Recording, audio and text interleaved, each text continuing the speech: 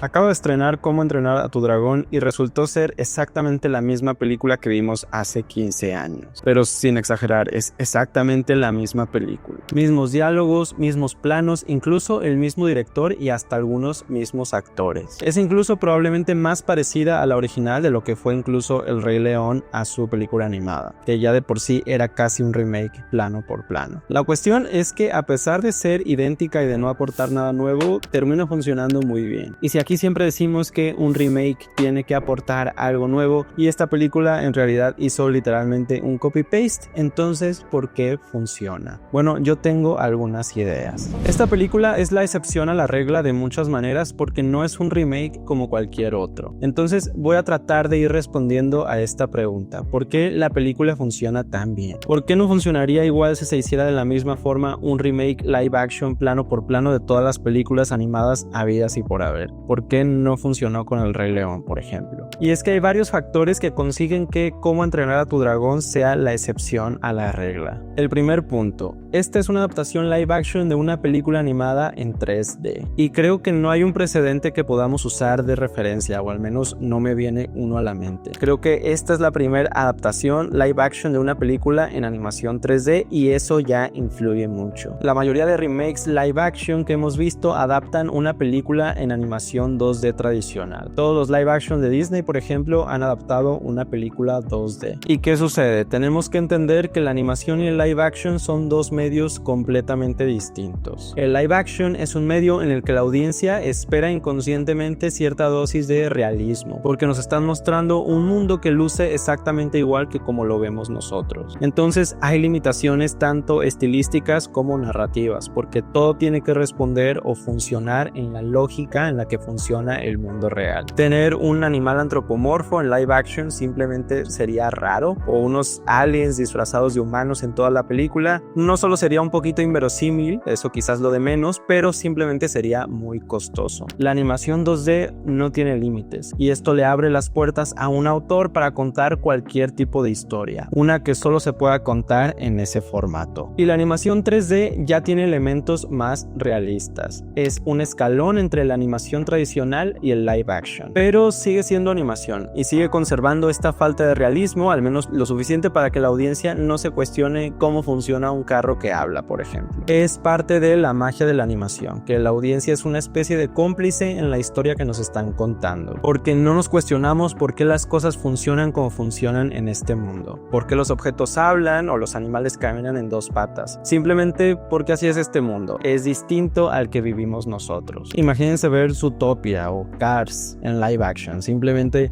no funcionarían. La cosa con Cómo entrenar a tu dragón es que viene de una animación 3D, que ya tiene cierta dosis de realismo y además no hay elementos fantásticos tan exclusivos de la animación. Los dragones no hablan, no caminan en dos patas y prácticamente todos los demás personajes son humanos. Y además de esto, la película se diseñó para que se sintiera casi como un live action. La fotografía, la iluminación, de repente da la impresión de estar viendo algo real. Entonces la barrera estilística entre la animación y el live action, en este caso en particular, era muy estrecha. Y por eso esta nueva versión se siente más bien como una animación más pulida, más detallada, y cambiando los personajes animados por personas. Lo que me lleva a hablar del siguiente punto que va un poco de la mano. Las películas animadas que hemos visto adaptarse, la gran mayoría de Disney, son clásicos de la animación del siglo pasado. Son de los 90s para atrás. Lilo y Stitch es probablemente la más reciente de todas, no estoy muy seguro, y es del 2002. Entonces, algo que tenemos que tener en cuenta es que no podemos comparar una narrativa del 2025 con una de los 90s o todavía más atrás, simplemente porque no somos la misma audiencia. La sociedad ya no es la misma. Si simplemente se replicara plano por plano una historia de los años 40s o 50s, no resonaría de la misma manera con las nuevas audiencias que hay hoy en día. Y al final ese es un poco el punto de un remake, refrescar la historia, traerla de nuevo a la vida para un público nuevo. ¿Qué es lo que pasa? Cómo entrenar a tu dragón es del 2010. Lo que de nuevo me lleva a preguntarme si hemos visto algún remake de una película de hace menos de 15 años, aparte de las que se hacen nada más para que los gringos no tengan que leer subtítulos. Las historias que se contaban hace 15 años siguen siendo vigentes, siguen funcionando bien con las audiencias de hoy en día. Tal vez solo puedan ajustarse poquito. Y para ser justos, esos pequeños ajustes sí los vemos en la nueva película. Tenemos algunos momentos muy pequeños y muy sutiles que le dan más peso a la dinámica entre padres e hijos, como esa barrera generacional que no se exploraba tanto en la versión animada, o se reducía a la dinámica entre Hippo y Stoico, pero acá ya todos los personajes tienen daddy issues. O por ejemplo, quizá un poquito más de diversidad, vikingos de distintas razas, de nuevo siendo un poquito sutiles. También subrayan un poquito el tema del nepotismo, de los privilegios de Hippo, de cómo no ha tenido nunca que luchar por nada, pero no mucho más que eso. La cuestión es que los creadores debieron preguntarse si la película del 2010 funciona tal cual como está, incluso para las nuevas audiencias, no solo para los que crecieron viendo la película animada, entonces ¿por qué le cambiaríamos algo? La respuesta más honesta aquí sería para poder aportar algo nuevo, para que el director pueda contar su visión y nosotros podamos escuchar su perspectiva. Pero esto me lleva a hablar del tercer punto. La película se hizo por el mismo director. De nuevo, creo que al menos recientemente no hemos tenido un caso tan particular como este. Algo que yo critiqué en su momento del Rey León es que apenas se percibe un poco el estilo de Jon Favreau porque prácticamente hace un copy-paste de la película animada. Entonces, ¿cuál es el punto de tener un director en X o Y películas si simplemente se va a hacer exactamente lo mismo? Bueno, en el caso de Dean DeBlois no podemos argumentar eso porque al final sigue siendo fiel a su versión original. No es un plagio, no es que sea flojo y se haya copiado todo, simplemente es que sigue siendo coherente con una versión que ya nos había contado antes. Es solo que ahora está en otro formato. Y es que esto es lo que hace que, en mi opinión, Cómo entrenar a tu dragón sea la excepción a la regla. Es la primera que hace estas tres cosas que mencionamos. La primera adaptación de una película de hace apenas 15 años, la primera adaptación de una película animada en 3D y el primer remake dirigido por el mismo director. De hecho, no se siente tan así como un remake, se siente más como una actualización. ¿Recuerdan cuando Disney le metió mano a las películas de Star Wars para que se vieran mejor en algunos aspectos visuales o incluso algunos personajes quedaron completamente digitalizados? Bueno, se siente como algo más parecido a eso. No es otra película, es la misma pero más pulida. La pregunta entonces es, ¿cuál es el punto? ¿Por qué no vemos la animada y ya? Bueno, si comparamos ambas películas, creo que afortunadamente la magia ahí sigue. Cualquiera de las dos opciones funcionan muy bien. La animada quizá es más mágica porque es la versión con la que todo el mundo creció, hay más expresividad en los dragones y se siente como una aventura más fantástica. Y el live action quizá pierde un poco de todo esto, pero se siente más grande, más espectacular, más tirando hacia lo épico. Se pierde esta expresividad en los dragones, pero se gana esta dosis de realismo que hace ver a los dragones como algo real, algo tangible. Los personajes de la animada ya eran carismáticos y entrañables, pero las actuaciones de estos niños, la verdad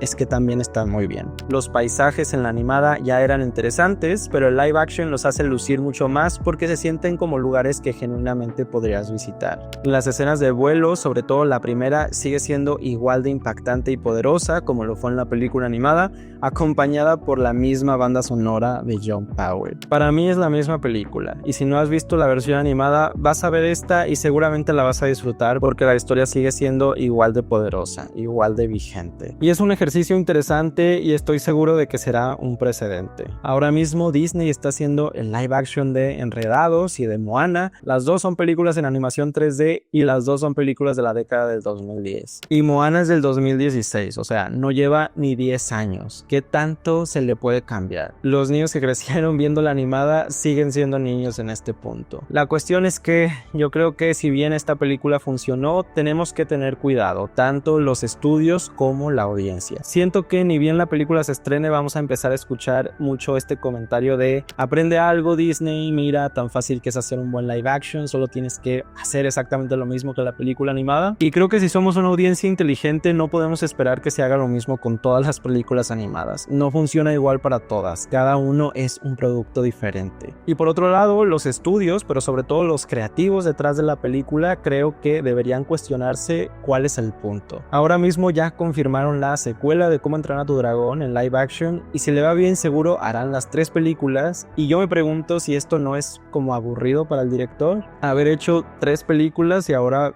volverlas a hacer. Yo sospecho que la secuela quizá ya va a tener algunos cambios, no se va a hacer exactamente igual. Y es que al final quizá esta es una oportunidad para el propio director de no volver a contar sus historias como tal, sino quizá más bien pulirlas, entregar la mejor película posible. Una oportunidad que no tienen muchos directores. Y quizá Cómo entrenar a tu dragón, la primera ya era la mejor película posible, pero la segunda y la tercera quizá tienen un espacio de mejora que tal vez se podría aprovechar en estas nuevas versiones que vendrán en unos años. Pero ya veremos qué nos deparan y estaremos aquí para comentarlas. Si tuviera que calificar mi experiencia viendo Cómo entrenar a tu dragón, es complicado. Si fuera la primera vez que escucho esta historia, estoy seguro de que me hubiera encantado, simplemente porque es una gran película. Pero para bien o para mal, yo vi la película animada antes y me enamoré de esta historia con la película animada. Así que para mí la animada quizá es un 4.5 o un 5 de 5. Pero esta vez siento que simplemente fui a ver la misma película con un filtro live action nada más. Eso sí, uno muy bien pulido, los efectos están muy bien, los paisajes, las escenas de vuelo, todo es muy espectacular, pero no tiene el mismo impacto porque pues es la misma película, es como escuchar un chiste repetido, simplemente